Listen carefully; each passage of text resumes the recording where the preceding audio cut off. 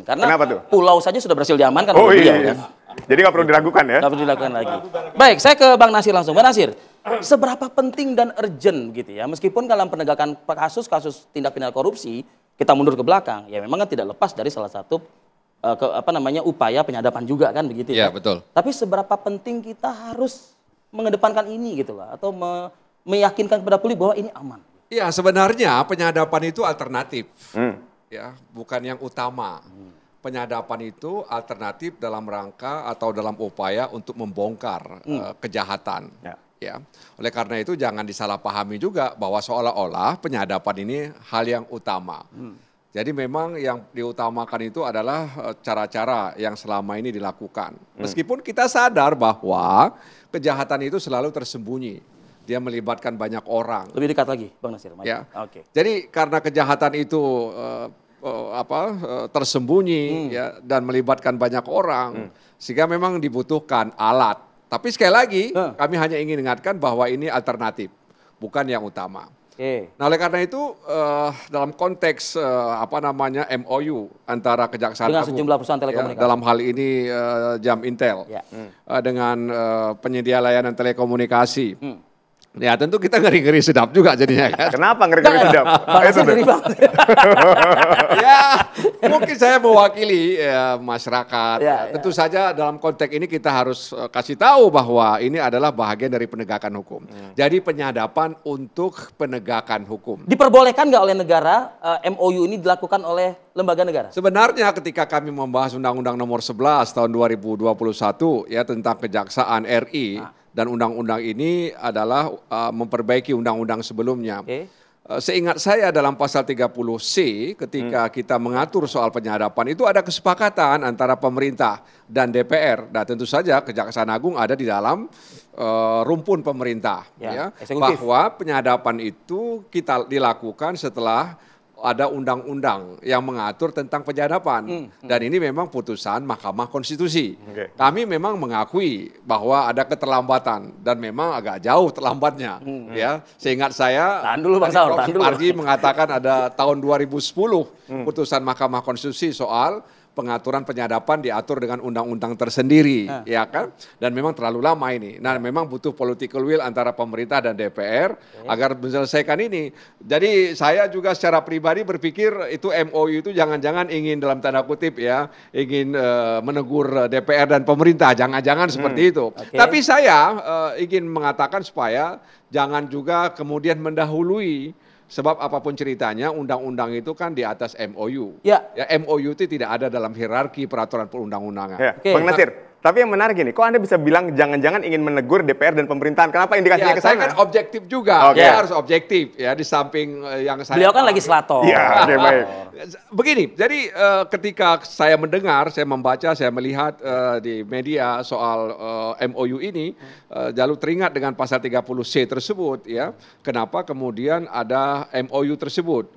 Dalam rangka apa? Apakah dalam rangka untuk menyadap yang orang-orang buron selama ini? Karena terus terang saja dalam rapat kerja dengan Kejaksaan Agung, mereka menyodorkan banyak nama, ya, yang hari ini menjadi DPO, yang sampai hari ini belum ketemu. Ya mudah-mudahan saja ya MOU itu dalam rangka untuk mengejar buron. Tapi kan sekali lagi mengejar buron kan artinya kan itu yang terakhir.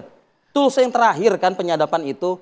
Iya, jadi kan? ya memang karena buronnya sudah kemana-mana. Ya mungkin sudah ke luar negeri atau ke pulau atau dia sudah ganti nama, sudah ganti wajah. Memang follow the money aja nggak bisa gitu? Ya tentu saja, ini kan karena saya katakan tadi ya, kalau follow the money itu kan bisa ditutup-tutupi ya, bisa dicuci dengan berbagai macam bubuk deterjen gitu kira-kira, dalam tanda kutip ya. Jadi karena ada yang baru dibaca tuntutannya hari ini soalnya. Jadi menurut saya berpikir berprasangka baik juga ini ya, bahwa jangan-jangan ini MOU dalam rangka untuk mengejar para buron yang masuk dalam daftar pencarian orang yang hari ini memang banyak yang belum diketemukan begitu. Ya, di daerah pemilihan saya juga ada buron yang sampai hari ini belum diketemukan. Saya ingin mendengar suara Bang Saur yang kayaknya udah gregetan ya mic-nya. Boleh silakan. Udah selesai barang ini, udah diaplikasi. Oh, terlalu lama gitu loh. Tapi kan penyadapan ini bukan hal baru juga, Bang. Iya, pertama saya kira karena topik ini sangat penting menyangkut juga 280 juta rakyat Indonesia. Karena saya kira tidak ada lagi warga Indonesia yang tidak punya paling tidak HP. Yang kedua jelas tadi sahabat saya Nasir sudah mengatakan bahwa dalam MOU itu bahwa yang mau disadap itu adalah prostitusi. Bahkan secara spesifik juga kejaksaan mengatakan itu adalah untuk penyidikan. Artinya adalah sudah clear. Nah kalau kita lihat Fadil dan juga Aditya, adakah sekarang ini orang hidup tanpa HP?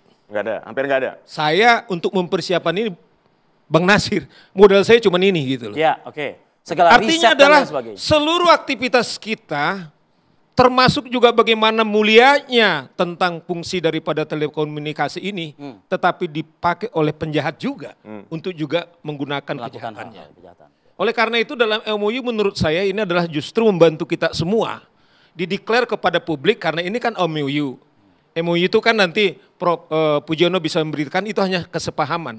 Artinya adalah, hei warga negara Indonesia, mestinya Anda semua aman. Kecuali Anda gunakan misalnya alat komunikasi Untuk Anda kejahatan. itu untuk kejahatan. Nah barangkali Anda bermasalah.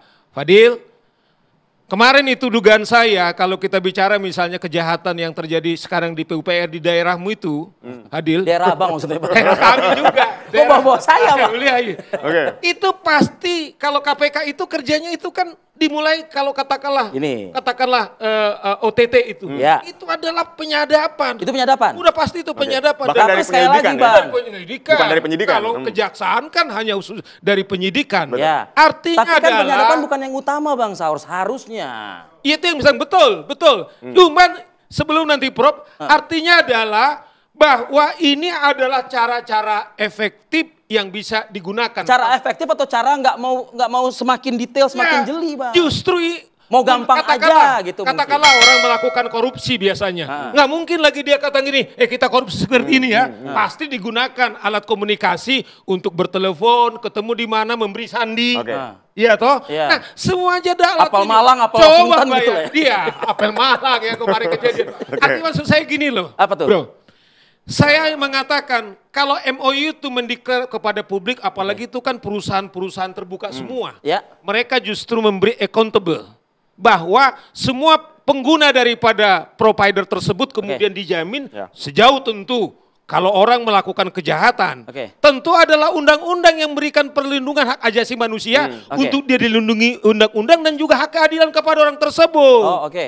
Ya, toh. Sebentar. Kita perbaiki mic Prof. Suparji. Tapi saya ingin Iya. terlebih dahulu ke Bang Saur nih, Bang Saur.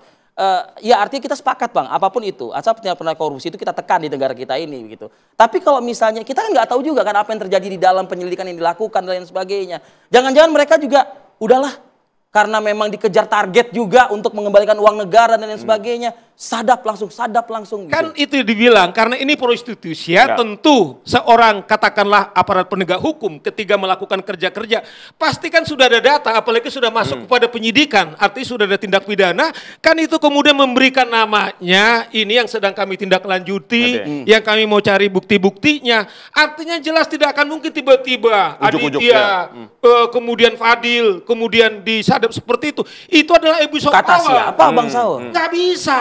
Makanya di situ adalah dikatakan adalah prostitusi ya. Kalau itu terjadi, itu adalah pelanggaran HAM yang sangat berat. Gimana Bang Nasir? Itu Ya, pelanggaran. makanya saya katakan tadi, saya sengaja menekankan bahwa ini alternatif dalam konteks penegakan hukum, bukan yang utama. Ya, karena apa? Karena Habis waktu.